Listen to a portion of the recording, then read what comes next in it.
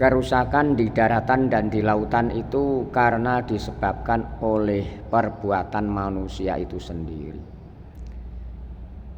Al-Quran sudah menerangkan dalam surat Ar-Rum ayat 41 pada juz 21, yaitu Zoharul fasadu fil barri wal bahri bima kasabat aydin nasi liyudhiqahum ba'dal ladzi amilu la'allahum yarji'un.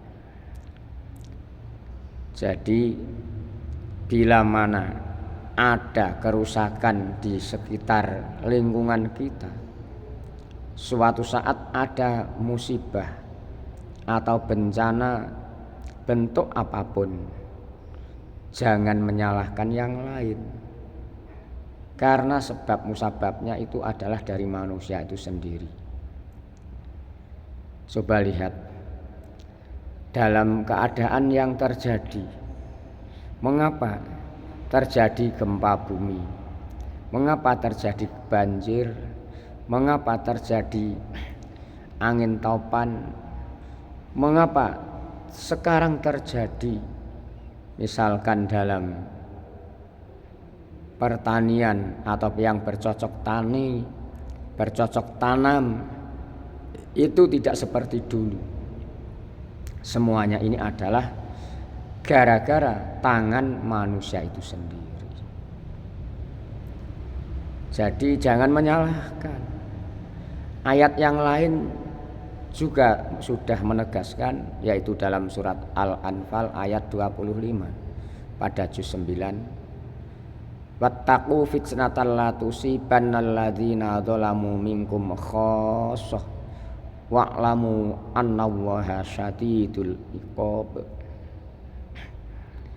Wattaqu wedya sapa sira kabeh fitnatan ing coba atawa ujian atawa musibah, la tusibanna kang ora menimpa temen apa fitnah atau musibah, alladzina ing wong akeh zalamu kang wis padha zalim atau nganiaya sapa alladzina mingkum setengah saking sira kabeh khosotan hal tertentu, wa'lamu lan ngerti sapa sira kabeh annallaha ing setuhune Allah iku syadidul iqabi banget siksane. Takutlah, peliharalah kalian semua itu. Musibah disuruh untuk menghindari, fitnah untuk menghindari, karena sungguh fitnah atau musibah itu tidak menimpa kepada orang yang zalim saja, tapi orang yang di sekitarnya, orang yang soleh-solehah, orang yang baik akan kena dampaknya. Seperti tadi, ada banjir kan kena semua. Apakah yang kena banjir itu yang zalim saja? Tidak. Ada tsunami, apakah yang kena itu yang zalim saja? Tidak. Kalau ada tsunami, banjir, gempa bumi yang menelankan beberapa korban, misalkan yang selalu bersamaan, yang bisa membedakan hanya dua. Kalau mati semua, ada yang kalanya yang mati syahid, ada kalanya yang mati sangit. Ya, coba kita berpikir, kita renungkan, yang bagaimana? Yang mati syahid karena dalam waktu itu keadaannya berbuat baik dan beriman kepada Allah dalam melaksanakan ibadah bentuk apapun. Ada yang bertransaksi jual beli, ada yang muamalah, ada yang sedang sholat, ada yang sedang bercanda tapi tujuan baik. Tapi misalkan ada tsunami atau gempa bumi atau banjir yang menelan jiwa semuanya, ada yang sedang mabuk-mabukan, ada yang mendem dan sebagainya. Na'udzubillah. Inilah yang bisa membedakan dua, mati syahid dan mati sangit. Kita semua kadang tidak terasa, baik orang yang mengalami maupun yang tidak mengalami. Misalkan orang yang sedang bertani, termasuk di zaman sekarang sudah lain daripada yang dulu. Misalkan ada yang menanam cabai, kecil-kecil, cabai rawit itu, katanya waktu panen satu musim mulai menanam hingga panen hampir 18-19 kali. Tapi akhir-akhir ini 15 tahun terakhir ini baru panen 1 kali, 2 kali, 3 kali sudah ada penyakit yang namanya penyakit patek, penyakit cabai yang belang-belang itu katanya sulit diatasi. Itu juga termasuk ujian, fitnah, karena disebabkan tangan manusia itu sendiri. Mengapa? Banyak orang yang tidak syukur, tidak neriman dengan pandunya Allah, akhirnya dilanda musibah yang bermacam-macam bentuk. Contoh lagi, jambu air atau di sekitar sini mengatakan kelampok. Jambu air dulu itu kalau tidak diambil orang di pohonnya atau dimakan hewan atau codot sampai tua, sampai tuwek di atas pohonnya tidak jatuh. Kalau sekarang baru muda-muda, belum tua, banyak hamanya, banyak ulatnya dan sebagainya, katanya disebabkan oleh lalat buah dan sebagainya.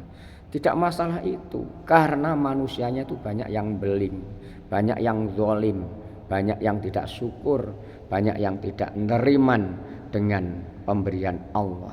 Coba kalau memang manusia mensyukurinya, akan ditambah nikmatnya. Jadi itu suatu contoh kelampok atau jambu air. Belimbing juga demikian, jambu kelutuk juga demikian, pisang juga demikian. Sekarang hampir menyeluruh di Pulau Jawa, bahkan yang lain juga demikian. Yang sekarang yang banyak diserang penyakit pisang, termasuk yang namanya pisang tahun, kepok tahun atau sobok ental ngarani. Ada yang mengatakan satu daerah sobok ental, ada yang mengatakan kepok tahun. Kelihatannya baik, tapi daunnya menguning satu saja, dalamnya sudah tidak bisa dimakan, alias sudah kena penyakit kehitam-hitaman. Coba buktikan kalau enggak percaya, di lapangan sana itu banyak. Nah, makanya ini adalah termasuk tak ada lain perbuatan manusia itu sendiri.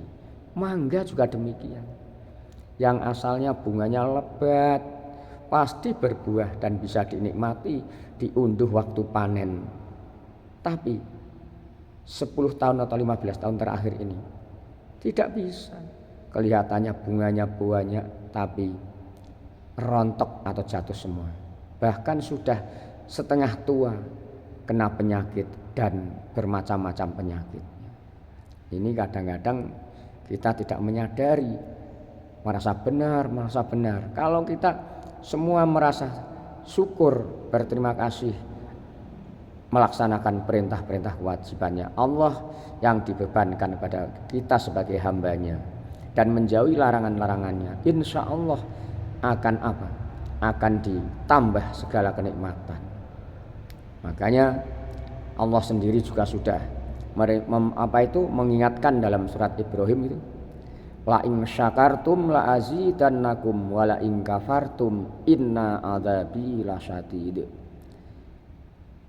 Kalau kita semua mau bersyukur nikmat yang telah kita nikmati, maka Allah akan menambah kenikmatan yang diberikan kepada kita semua berlipat ganda. Hatinya senang, nyaman, tentram dalam hidupnya, santai, damai, anak nurut dan sebagainya, karena semata mencari ridhonya Allah Subhanahu wa ta'ala. Coba dilihat di luar sana, di zaman sekarang seakan-akan tidak ada orang yang berkekurangan, tidak ada orang yang tak makan satu hari misalkan, semuanya makan bahkan berlebih. Karena tidak syukur, akhirnya kemerungsung, semrawut, ruwet, bingung dengan sendirinya, itu adalah termasuk siksa dunia. Orang yang ruwet, bingung, tidak tenang jiwanya, itu termasuk siksa dunia. Mengapa kuncinya? Kuncinya karena tidak bersyukur, tidak neriman, tidak mencari ridho Allah semata. Kalau mengerjakan sesuatu, kalau memiliki sesuatu yang tidak pada kelasnya, yang tidak kekuatannya dikuat-kuatkan. Ini zaman sekarang kan banyak sekarang di luar sana.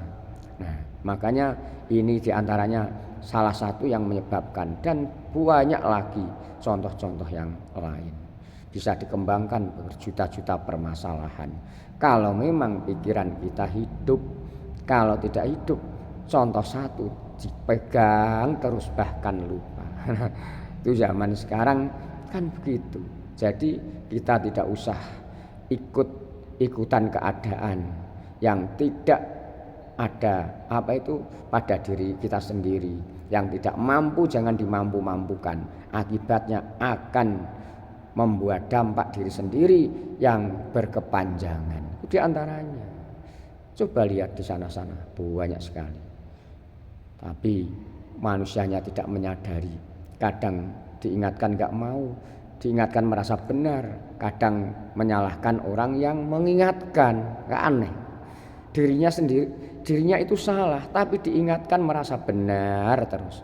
Kalau ada orang yang seperti ini, biarinlah, jangan kita ikut-ikutan, jangan. Yang penting sudah kita ingatkan, kita sudah komen dengan landasan-landasan hukum yang ada. Tapi kalau memang tidak menerima, ya apa boleh buat, karena hidayah atau petunjuk adalah itu haknya Allah. Dalam surat Al-Qasas disebutkan, innaka la tahdi man ahbabta walakinnallaha yahdi may yasha wallahu a'lamu bil muhtadin. Jadi orang yang cinta kepada seseorang melaksanakan sesuatu yang tidak baik, tapi kita ingatkan kekasihan, biar tidak mengingatkan. Kalau memang biar tidak melaksanakan atau melakukan yang tidak baik itu, kalau memang Allah tidak menghendaki, tidak bisa. Allah Maha mengetahui siapa hamba yang menerima petunjuk kebaikan. Tapi kita sebagai umat manusia, sebagai hamba, dakwah ke sana kemari jangan putus asa. Yang penting kita niati semata mencari ridho Allah Subhanahu wa ta'ala, biar menjadi ibadah dicatat Allah dan Allah selalu meridhoinya. Semoga kita selalu ditunjukkan ke jalan yang benar, ke jalan yang lurus, ke jalan yang diridhoi Allah, dan anak-anak kita atau dzurriyyah kita dijadikan dzurriyyah yang soleh-solehah. Khairun nas anfa'uhum linnas, menjadi generasi yang kuat dalam segala-galanya, kuat ilmunya, kuat ekonominya, kuat fisiknya dalam menggapai atau mencari atau penerus bangsa, penerus agama yang kuat dalam segala-galanya, serta Allah melindungi, selalu memberikan taufik hidayah ma'unah kepada anak-anak kita dan kita semua, dzurriyyah kita, dalam keadaan sehat walafiat, kapan saja di mana saja diambil Allah dalam keadaan iman Islam husnul khotimah. Amin ya rabbal alamin.